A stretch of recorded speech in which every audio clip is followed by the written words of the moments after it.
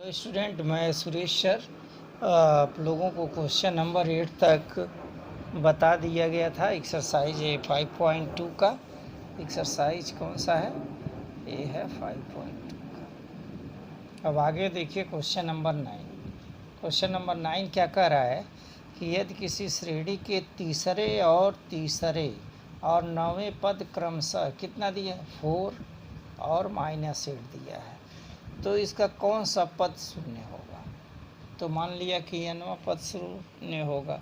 Solution देखिए, तो लिखेंगे माना कि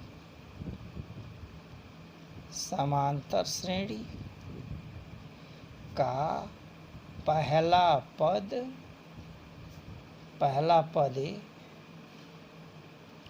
सार्वंतर डी है। पहला पद या सार्वंतर क्या है? डी है। अब लिखें क्या? प्रश्नानुसार ये कौन सा पद दिया है? तीसरा, यानी ये 3 दिया है। ये 3 इक्वल टू क्या लिखते हैं? a+2d equal to 4 implies that a+2d equal to क्या हो गया? 4। Equation number first. इसी प्रकार यहाँ देखिए कौन सा पद दिया है? 9वां पद दिया है। a9 equal to a+8d equal to कितना है? -8 implies that a+8d equal to कितना हुआ? -8। ये समीकरण नंबर 2। अब देखिए यहाँ a की वैल्यू और d की वैल्यू निकालने हैं, तो हम क्या करें? दोनों समीकरण को सॉल्व कर लें। ठीक है, तो हम क्या करें? इसमें से दूसरे में से पहले को घटा दें, चाहे पहले को दूसरे से घटा दें। ठीक है, तो क्या लिखें? समीकरण 1 -2। चलिए एक में से 2 घटा देते हैं, तो क्या होगा? a+2d equal to 4। ये क्या है? दूसरा क्या है? a+8d equal to -8। सॉल्व करें, घटाते समय साइन चेंज हो जाता है, माइनस माइनस से माइनस है तो प्लस हो गया। ये देखिए इसे ये कट गया। ये कितना होगा? -8 में से 2 घटा देंगे तो क्या बचेगा? -60 इक्वल टू ये होगा 12। तो d इक्वल टू कितना हो गया? 12/6 माइनस के साथ ये क्या होगा? -2। d equal to -2। ये देखिए d की वैल्यू निकल गई। d का मान कहाँ रख दें? समीकरण 2 में रख दें तो a का मान निकल जाएगा। तो लिखेंगे d इक्वल टू -2 समीकरण 1 में रखने पर। चलो भैया 1 में रख दो। एक क्या है? a+2 into -2 equal to 4। a-4 equal to 4। a equal to ये 4 उधर जाएगा, प्लस हो जाएगा 8। ठीक है, तो कौन सा a की वैल्यू कितना आ गई? a का वैल्यू आ गया 8। और यहाँ पे देखिए, और d की वैल्यू कितना आई? यहाँ पे -2 हो गया, तो ये मान निकल गया। अब माना कि श्रेणी, अब क्या हमको दिखाना है? हमको दिखाना है कौन सा पद शून्य होगा। तो लिखेंगे माना कि समांतर श्रेणी AP का nवां पद शून्य होगा। आई बात समझ में? अब nवां पद क्या होगा? a+n-1 into D equal to ये 0 हो गया। a का मान और d का मान यहाँ रख दीजिए, तो पता चल जाएगा कौन सा पद शून्य होगा। a का मान क्या है? यहाँ पे देखिए 8 प्लस n-1, d का वैल्यू क्या है? यहाँ देखिए -2 इक्वल टू 0। 8 और यहाँ माइनस, यहाँ देखिए माइनस होगा, 2 में n का गुणा करेंगे तो -2n, और ये -1 और -2 गुणा करेंगे तो +2 इक्वल टू 0। अब देखिए ये 8 और 2 कितना हो गया? 10 होगा। -2n + 10 equal to 0। ठीक है, अब इसको उधर पक्षांतर कर दें, -2n इक्वल टू -10 है, माइनस से कट जाएगा, और n इक्वल टू क्या होगा 10/2 इक्वल टू 5। तो n की वैल्यू कितना आ गई, n की वैल्यू 5 हो गई। आई बात समझ में? अतः यहाँ क्या लिख देंगे, आंसर में लिख देंगे अतः श्रेणी का पांचवा पद क्या होगा, शून्य होगा। आप चेक करके यहाँ देख लें कि पांचवा पद शून्य हो रहा है कि नहीं हो रहा है। आई बात समझ में? कहीं भी रख देंगे पांचवा पद तो पता चल जाएगा कि ये शून्य होगा। ये है क्वेश्चन नंबर 9। ठीक है, इसको ध्यान से देखिए। अब देखिए क्वेश्चन नंबर 10। ये तो छोटा ही है।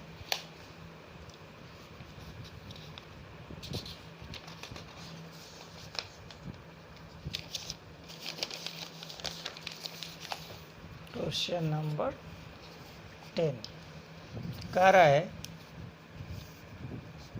कि किसी एपी का 17वां पद किसी एपी में समांतर श्रेणी एपी का 17वां पद उसके 10वें पद से 7 अधिक है। आई बात समझ में? अधिक है। इसका सार्वांतर ज्ञात कीजिए। इसका सारांतर ज्ञात कीजिए। देखिए क्वेश्चन में कह रहा है 17वां पद इसके 10वें पद से कितना है, 10वें पद से 7 अधिक है। आई बात समझ में? तो माना कि श्रेणी का जानते ही हैं, माना कि श्रेणी का पहला पद कितना होता है, यहाँ सॉल्व पहला पद ही सर्वांतर डी, इस सब में लिखना ही रहेगा। माना कि एपी का कौन सा पहला पद ही और सार्वांतर डी है। तो क्या लिख देंगे प्रश्नानुसार।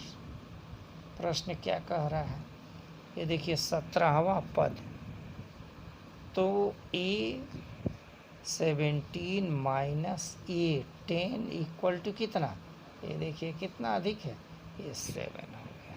आई बात समझ में? अब सबका वैल्यू निकाल दीजिए।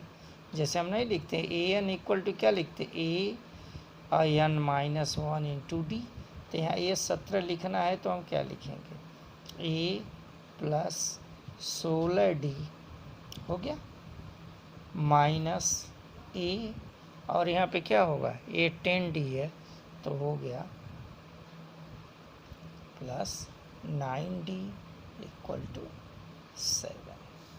चलिए यहाँ A plus 16D minus A minus 9D equal to 7। ये देखिए इसे कैंसिल हो गया, और 16 में से ये 9 घटा देंगे तो क्या आएगा 7D इक्वल टू 7। इसको कैंसिल कर दें, डी की वैल्यू क्या आ गई, यहाँ 1 आ गई।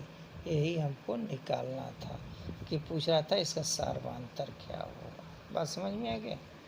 तो ये क्या होगा, इसका आंसर हो गया, ये हो गया, इसमें का डी निकाल दिया गया।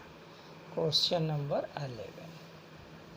क्वेश्चन नंबर 11 क्या कह रहा है, समांतर श्रेणी में कौन सा पद, ये देखिए लिखा है समांतर श्रेणी। समांतर श्रेणी क्या दिया हुआ 3, 15, 27, 39 डॉट डॉट डॉट का कौन सा पद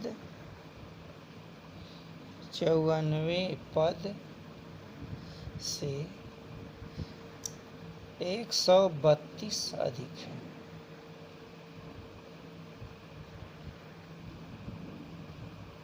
क्वेश्चन समझ लीजिए, श्रेणी दिया हुआ है तो श्रेणी में कितना ये सब दिया हुआ का कौन सा पद 94 पद से 132 अधिक है। आई बात समझ में। तो वही चीज़ है, इसका पहला पद क्या दिया है, ए इक्वल टू 3 दिया है। सार्वधांतर निकाला, 15 में से 3 घटाएंगे तो क्या होगा, 12 होगा। इसका 54वां पद ज्ञात करना है। 54वां पद क्या होगा, a + 53d। ए का मान दिया है, डी का मान दिया हुआ है। तो क्वेश्चन हम सॉल्व कर लेते हैं। यहाँ देखिए दिया है क्या क्या, सॉल्यूशन। देखिए समांतर श्रेणी का पहला पद a इक्वल टू 3, सार्वधांतर कितना हो गया, सार्वधांतर d T2 - T1 होता है, जान ही रहे हैं। तो 15 - 3 इक्वल टू 12 हो गया। तो किसका वैल्यू निकल गया, ये d का मान निकल गया। तब हमको कौन सा पद निकालना, हमको 54वां पद निकालना है। तो क्या लिखते हैं, an equal to a + n - 1 into D से, ये फार्मूला है। तो a54 कितना होगा, a + 54 - 1 इंटू डी। तो क्या लिखा है, a + 53 और d। अब देखिए a का मान यहाँ दिया ही है, a का मान कितना दिया हुआ है, a का मान यहाँ दिया है 3 दिया है, d का मान भी दिया है 12 दिया है, a का 3, इसमें वैल्यू रख दें तो क्या होगा, 3 + 53 × 12 हो गया। तो ये है 3 और 12 × 36 6 हो गया, हासिल 3 होगा, 12 × 5 = 60 और 3 हो गया 63। आई बात समझ में। और ये 536 में 3 ऐड कर देंगे, और 636 में 3 जोड़ देंगे तो 639 हो गया। आई बात समझ में। अब देखिए अभी इतना ही नहीं हुआ, लिखेंगे माना an 94 पद से कितना अधिक है, 132 अधिक है, 132 अधिक है। तो an इक्वल टू a54 + 132 32 अधिक है। अब इसका मान जान ही रहे हैं, यहाँ दिया हुआ है 639 + 132 दिया हुआ है। तो an इक्वल टू, ये देखिए 7, ये 9 9 2 11 1 हो गया, 3 और 3 6 1 7 हो गया, और ये 6 1 7, ये कितना आया, 771 आया। आई बात समझ में। तो हमको निकालना an इक्वल टू क्या होगा, an equal to a + n - 1 into D से। an का मान कितना है, 771 इक्वल टू 3 + n - 1 और d का वैल्यू कितना आया था, 12 आया था। इसको हम इधर पक्षांतर कर दें तो क्या लिखेंगे, 771 - 3 इक्वल टू n - 1 टू 12। इसमें से इसको माइनस करेंगे तो कितना बचेगा, ये देखिए 71 है, तो होगा 768 इक्वल टू n - 1 इंटू 12। ये 12 से इसमें क्या करें, भाग कर दें तो 768 12 इक्वल टू n - 1 होगा। अब इसको डिवाइड करेंगे तो ये देखिए, ये हुआ 12 छक्के, ये होगा 12 × 12 छक्के 72, यहाँ पे बचेगा 72 बचेगा, और यहाँ पे बचेगा 4, और ये तो कितना हुआ, 64 हो गया। तो 64 इक्वल टू n - 1, n को इधर कर दें, 64 + 1 इक्वल टू n, यानी 65 इक्वल टू n। n का मान कितना आ गया, 65 हो गया। तो लिखेंगे आंसर क्या, अतः AP के 65वें पद का मान